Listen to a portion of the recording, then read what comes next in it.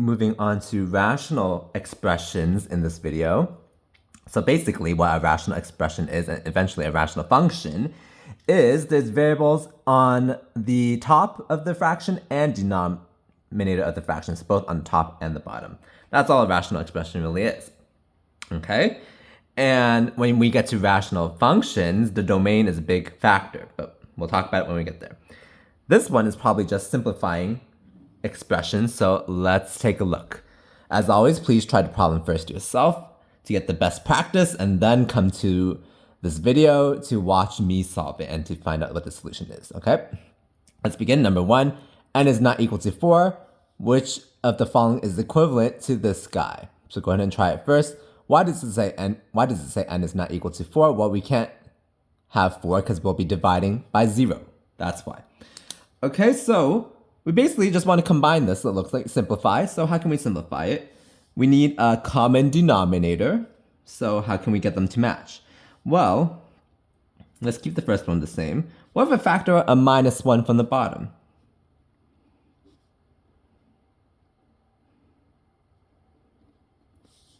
Okay, if I distribute this minus sign back, it'll be 4 minus n, right?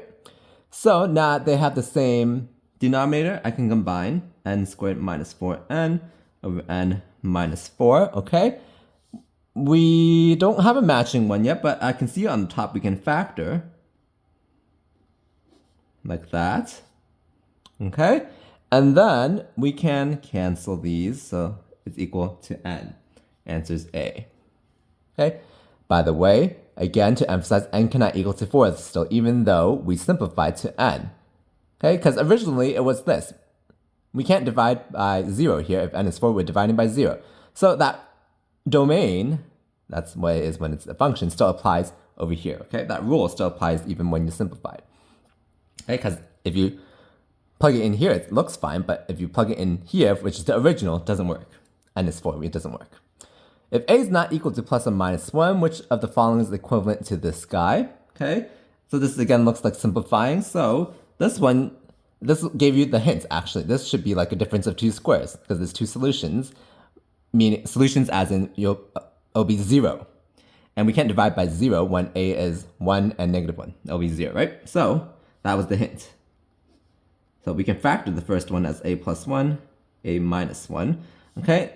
Now to have a common denominator between this and this, I need to multiply the second term by a minus 1 on the top and the bottom. Okay, now I can combine. Be careful with the parentheses. So notice how I wrote it. Okay, now distribute that minus sign, so you will have 1 over a plus 1, a minus 1, which you can expand back out to this, right? So the answer is D. Okay.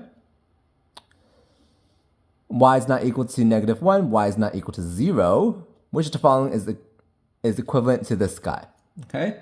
So there's a complex fraction here. We probably don't want that in the choices. So let's multiply the top by and the bottom by y. This is multiplying by 1. So we're not doing anything illegal, right? So we would have y squared minus 1. Let's keep it in factored form on the top.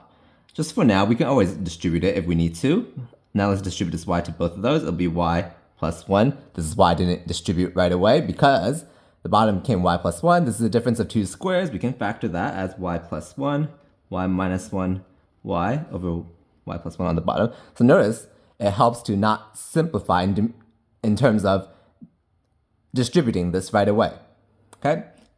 So this y plus 1 would cancel, so you're left with y times y minus 1, which is b, right? Okay. X is not equal to plus or minus 1, which of the following is equivalent to this. Again, we're just simplifying again. So what can we multiply on the top and the bottom to get rid of the complex fraction? Let's do it in baby steps, maybe. Let's multiply first by, or actually we can just multiply by x squared minus 1 on the top and the bottom. Okay, why don't we do this? Okay, so let's do the bottom first. That's easier. X squared minus 1 plus 1. If I distribute this x squared minus 1 to this, that's x squared minus 1 to this fraction is just 1, okay? Distribute this to the first guy, that's again x squared minus 1. Okay? Now distribute here. Let me write it like this. Okay? And the top, the top of this fraction over here is the difference of two squares. See how this theme always comes up, difference of two squares? You have to know it. And then the bottom we can simplify to x squared, by the way. Okay? Now, let me put parentheses here to help you see it. This can cancel. Now we're left with x squared minus 1 minus parentheses, x minus 1. Don't forget your parentheses. Notation matters a lot. Okay, so now let's simplify. That's x squared minus x. There's a minus 1 and a plus 1, so those cancel. Okay? Now what happens here? I can factor out x, right? X, minus 1 over x squared. So this is x minus 1 over x. Okay, final answer, choice A. This is just algebra. Okay, x is greater than 3. Which of the following is equivalent? Okay, here's another one. Here, what can we do? Let's do it in baby steps again. I can actually,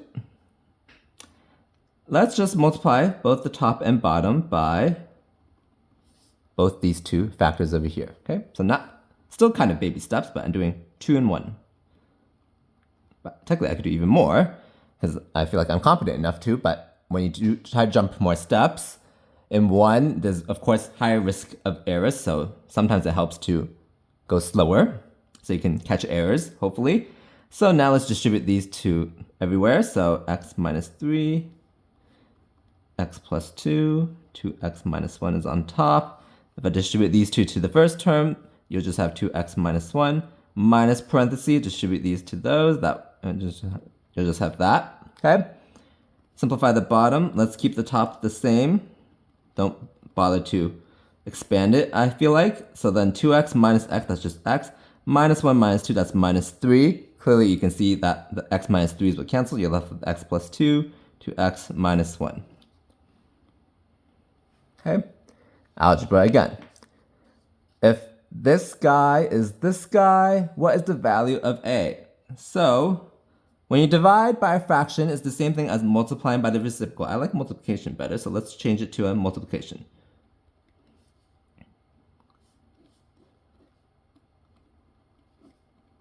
Dividing by the fraction is multiplying by the reciprocal. Reciprocal is you just flip the fraction. Okay. This helps a lot. So you can see that you can factor out x on the top over here.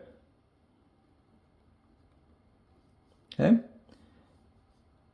And then 3x squared. I can even combine the two fractions. It'll be 2 times x minus y.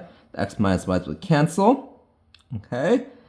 And these x's would cancel. So you're left with 3 over 2x squared. So a is 3 over 2.